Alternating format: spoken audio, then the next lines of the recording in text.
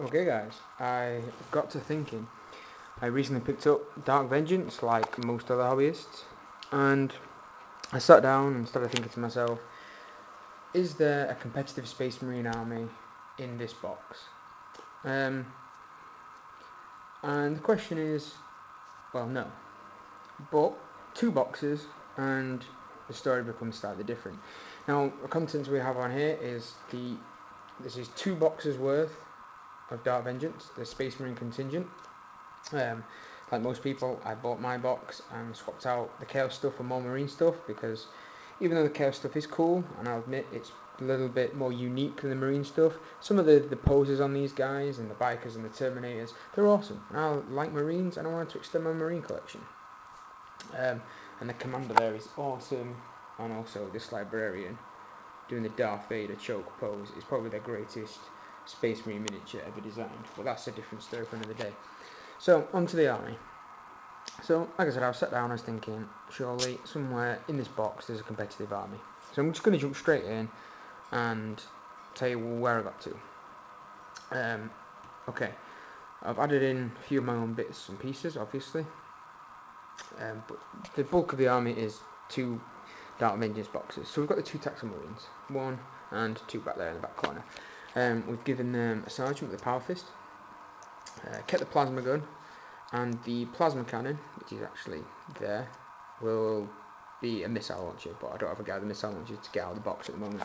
So that's standard Tactical Marine build, Power Fist Sergeant, Plasma Gun, Missile Launcher.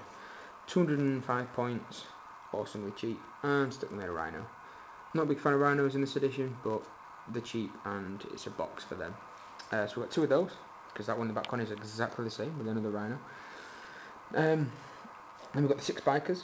Obviously you get 3 in each Dark Vengeance box, so I have 6. I've always liked Bikers, they've been given a bit of a boost in 6th edition, so I wanted to use some. This is pretty much vanilla as it comes in the box, so we've got the 6 bikes, the 2 Plasma Gunners, obviously it's 2 Sergeants, but we're only 1 Sergeant with Melter Bombs.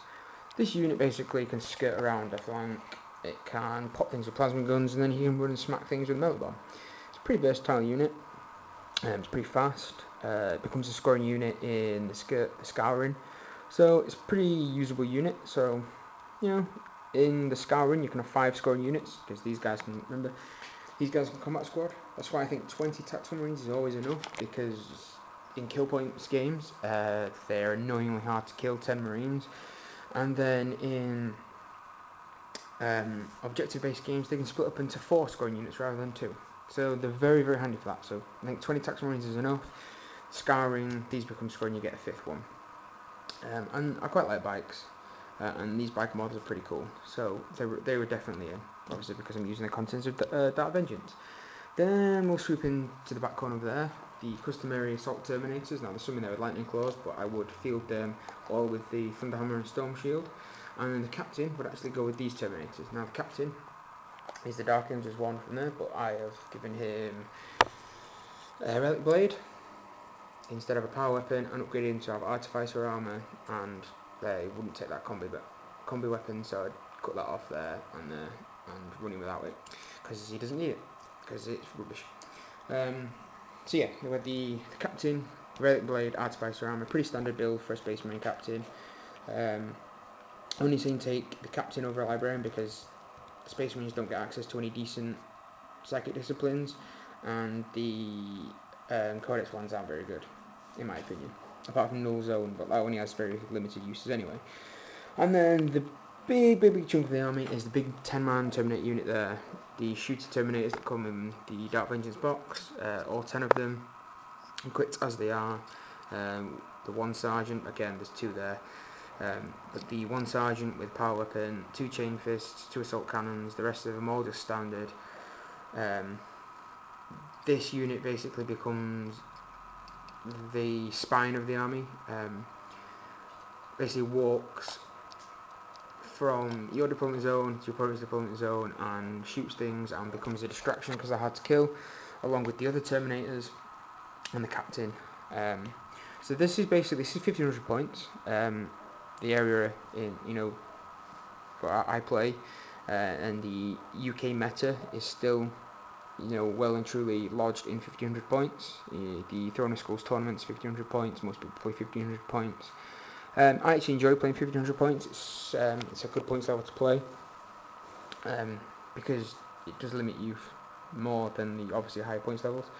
But this is, using the concepts of Dark Avengers, this is probably the most competitive army I can think of, without adding too much stuff. The stuff that I added keeps within the theme of the box.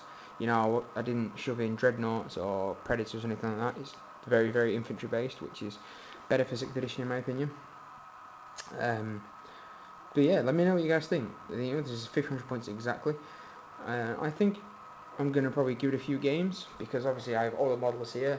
People I play against won't mind if I say that plasma cannon is a plasma missile launcher, or a missile cannon, whatever.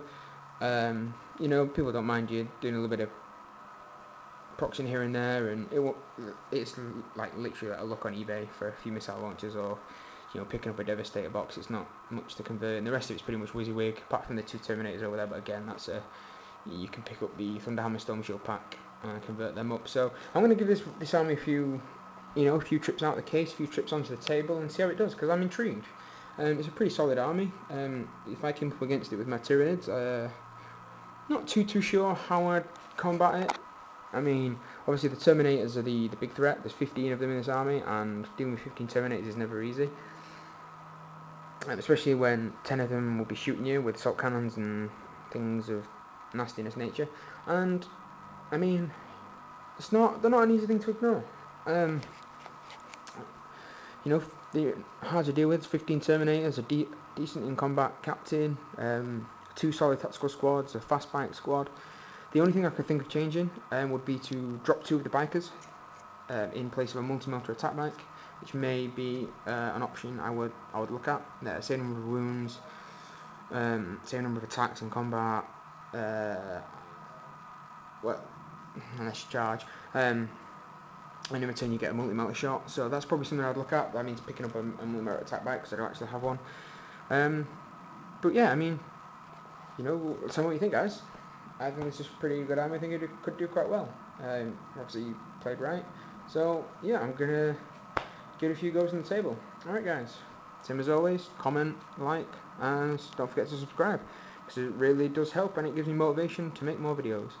So, and this is also the first use of my newly finished display board. So yeah, Vanilla Marines, is there life in Dark Vengeance for them? That's an interesting question to pose. Alright, I'm out. Cool guys, later.